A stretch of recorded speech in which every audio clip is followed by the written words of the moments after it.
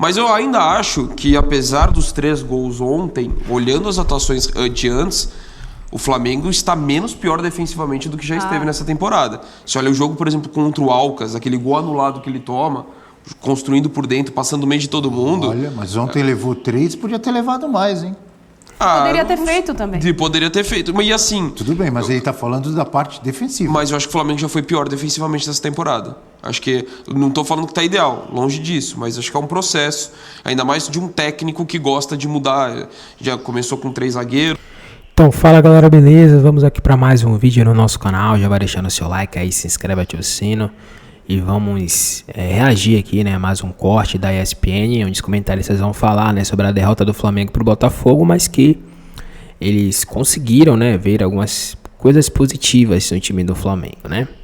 Embora algumas pessoas falem que não tem muita mudança com relação ao time de Vitor Pereira, não é isso, né, que vem acontecendo, né? Na verdade, pode ter sido sim algumas escolhas erradas do Sampaoli, mas tem muitos pontos positivos de melhora no Flamengo. Eles vão falar, né? Até mesmo que o Flamengo merecia ter levado a vitória.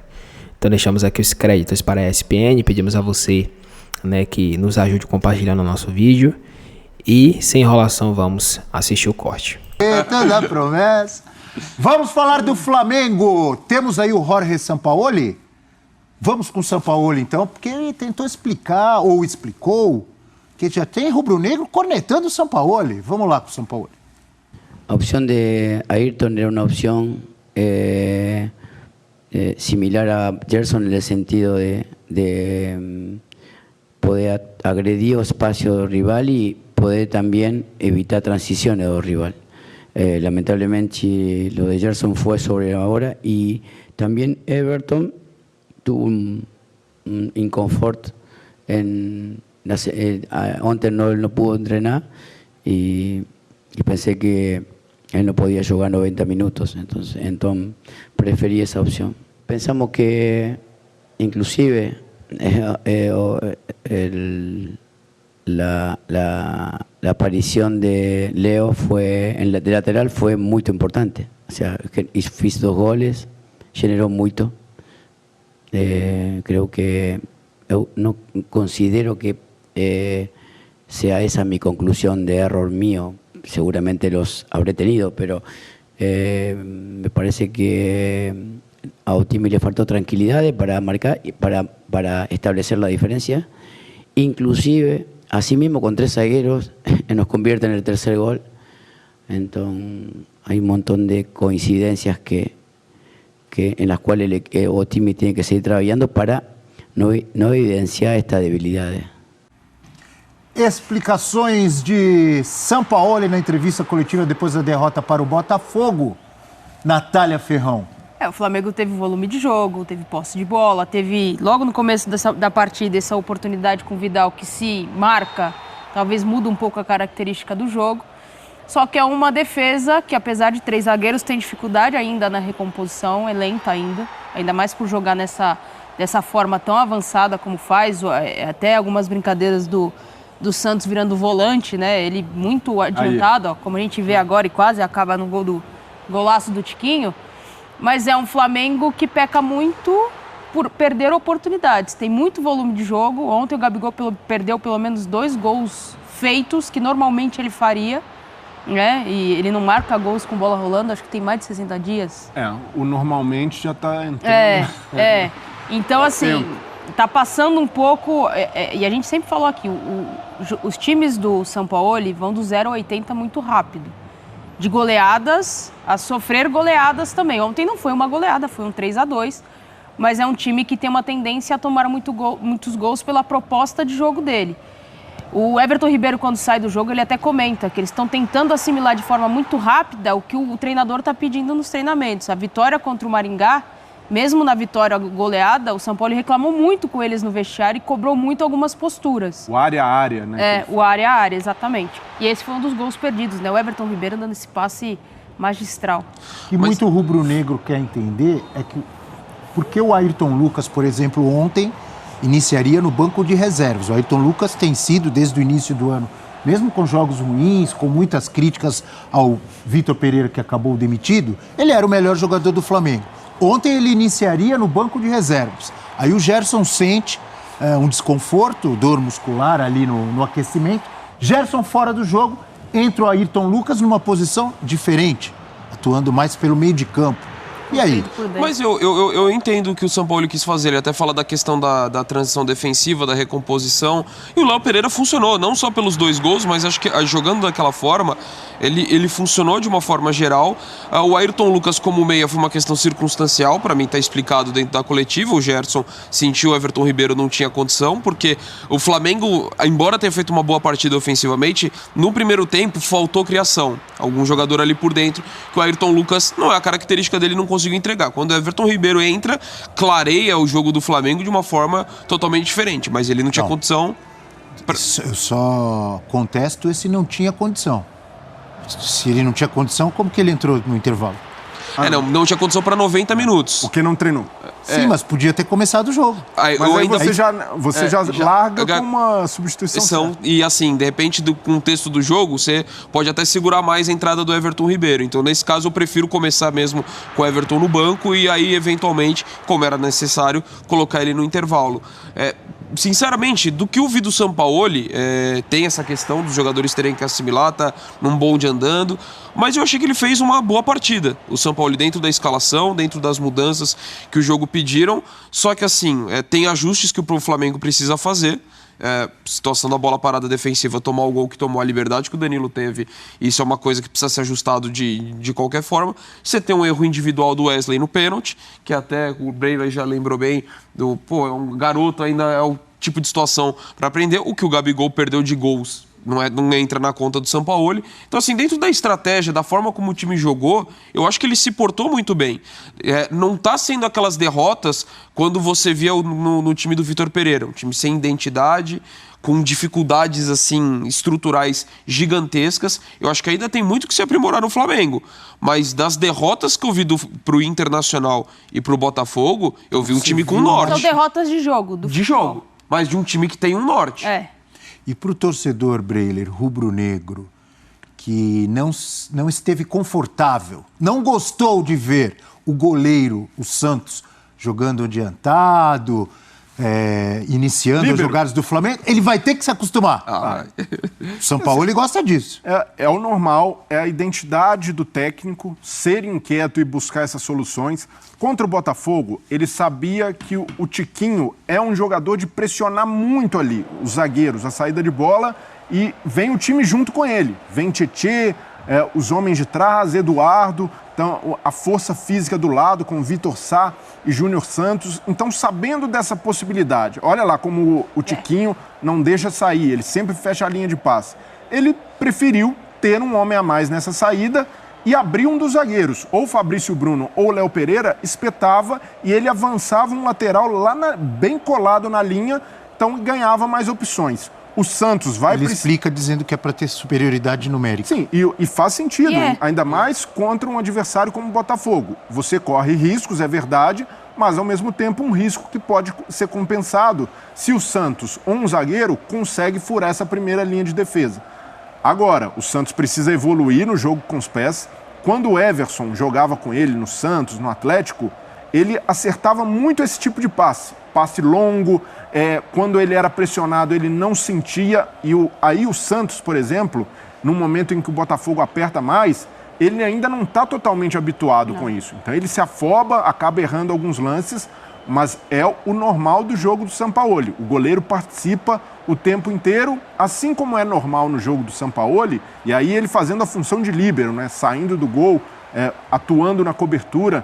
Então é algo que faz parte da identidade do técnico, do pacote, e quando a diretoria do Flamengo contrata, sabe que o técnico atua dessa maneira. Então ele não está surpreendendo ninguém, não está fazendo nada. Só tenho uma dúvida, será que a diretoria sabe mesmo? Não, e se não sabe, não pode questionar o treinador, porque isso daí faz parte dele desde a seleção chilena. Então é normal o técnico querer manter. O Sampaoli no Flamengo está sendo coerente com suas ideias. Ayrton Lucas jogando mais por dentro. Quantos laterais do Sampaoli a gente viu atuando dessa maneira e muitos... Jorge no Santos, ele. Jorge no Santos, o Arana no Galo. E quantos desses laterais não disseram ao final do trabalho com o Sampaoli?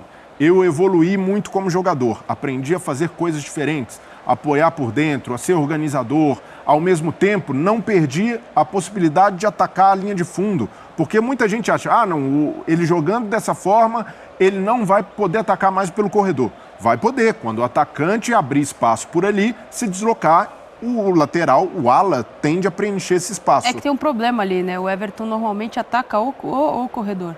Sim, então aí fica aquele buraco no espaço. O Gabriel estava mais à direita e o Wesley que estava indo mais. Então, um cara o Everton Cebolinha, você disse.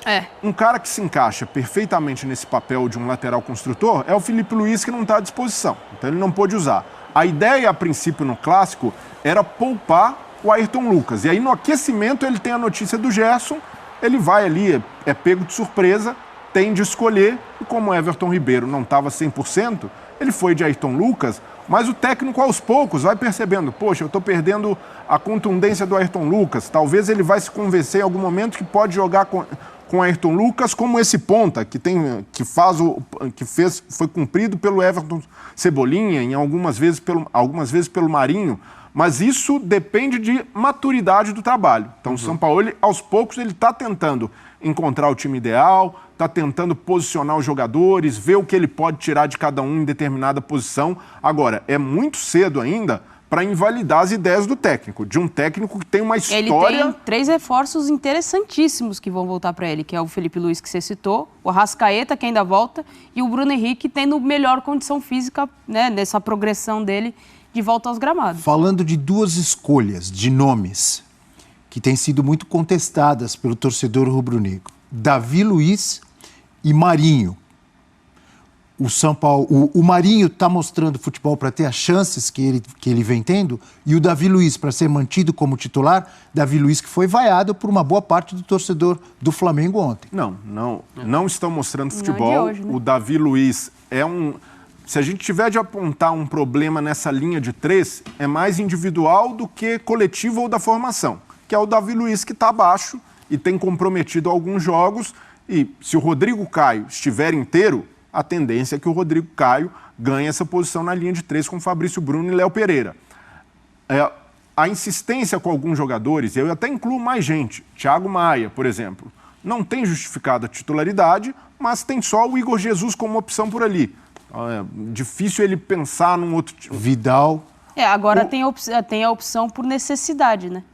A saída dele por conta da lesão no jogo contra o Botafogo. O Vidal, por exemplo. Também foram... teve vaia pro Vidal também. Está fazendo um papel mais de construtor, mas tem muita dificuldade na recomposição. O Tietê passa por ele como se não tivesse passado por ninguém no lance do 3º gol do Botafogo. Então, fisicamente, o Vidal responde por 45 minutos. Depois já tem dificuldade de manter a rotação.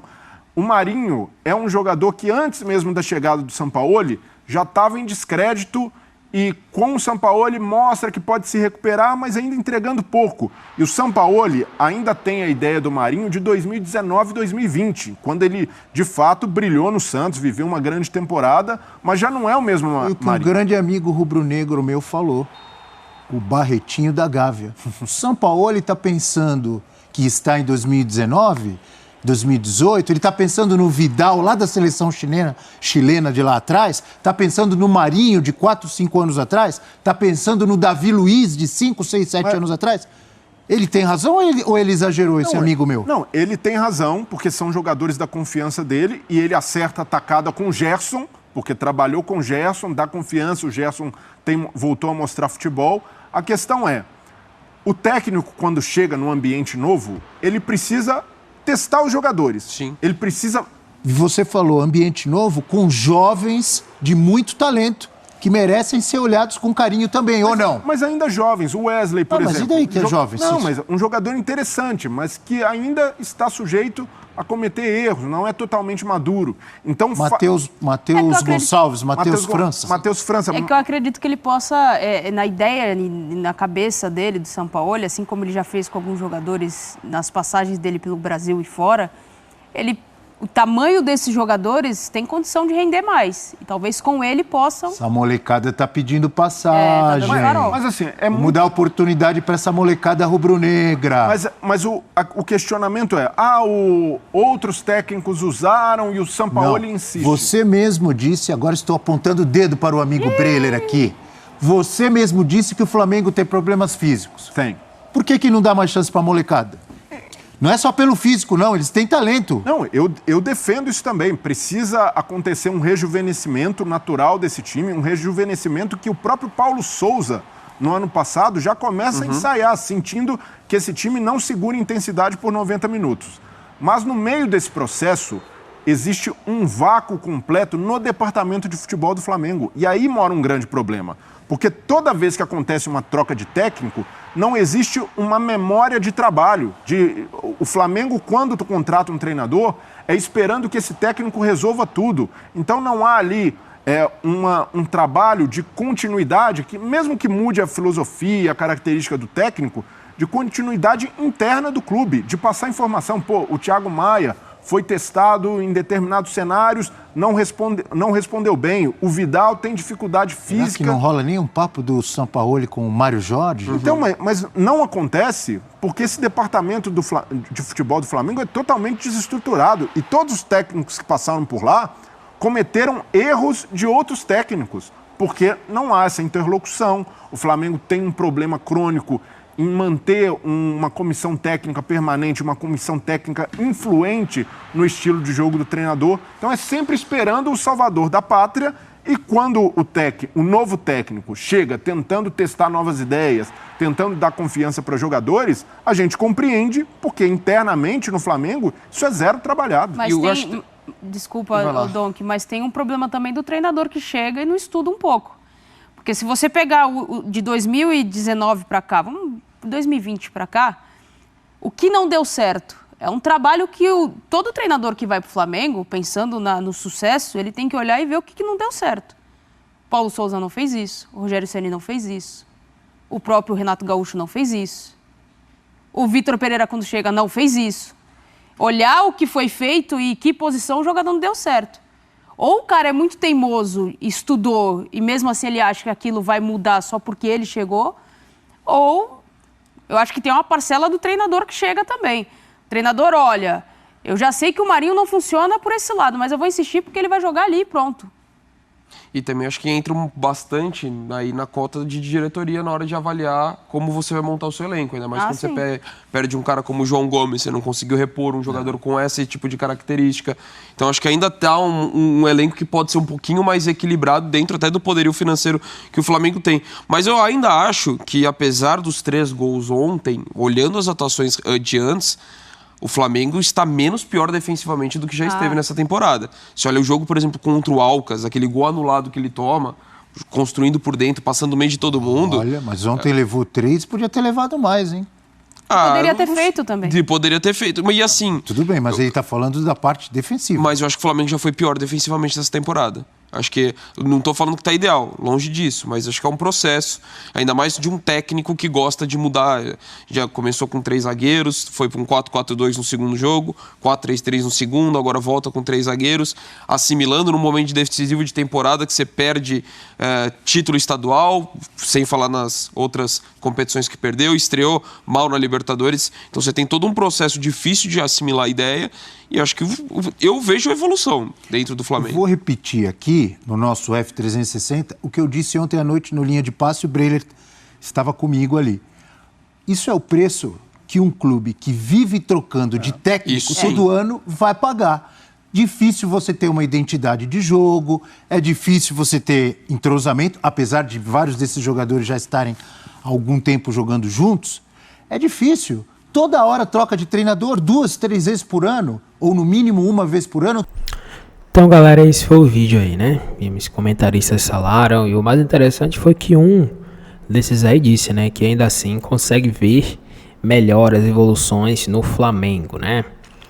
E assim, eu concordo com ele em algumas partes, né? Concordo em partes. A gente vê que realmente hoje o Flamengo evoluiu, né? Em muitas coisas. Já tem uma certa variação de jogo, assim, né? Consegue enfrentar vários tipos de times. A zaga do Flamengo ainda ainda bem vazada, né? Infelizmente, ainda tem dificuldades. Só que melhorou de fato, né? Melhorou. Pro que era, já foi pior, por incrível que pareça. Já foi pior. Mas o Flamengo melhorou um pouco nessa parte, né? Alguns jogadores da frente melhoraram também, com exceção do Gabigol, né? Que o Gabigol, infelizmente, tá numa seca aí, infeliz que não consegue fazer gol de bola rolando de jeito nenhum. E teve chances, né? Se ele tivesse aproveitado aquelas 3, 4 chances que ele teve, o Flamengo tinha vencido esse jogo tranquilamente, né? O Pedro também perdeu umas 2 chances. Então, o Flamengo teve, né, oportunidades para vencer a partida. Mas a grande verdade é que o Flamengo não aproveitou. Diferentemente do Botafogo. O Botafogo teve as chances, as poucas que tiveram, aproveitou, né? Soube aproveitar. Então, o Flamengo evoluiu, né? A tendência agora é que o Sampaoli reveja, né, essas situações, algumas escolhas erradas de alguns jogadores que ele teve. Talvez ele não utilize mais alguns, né, como o Marinho, né, ou em outras ocasiões, e deixe para utilizar outros jogadores. E é isso, né? Mas esperemos que o Flamengo continue, né, evoluindo. A gente sabe que isso pode ser possível e que precisamos contar com essa situação. Mas é isso. Deixe seu like, se inscreva, ative o sino, que estaremos trazendo vídeos novos, né, breve para vocês sobre o Flamengo.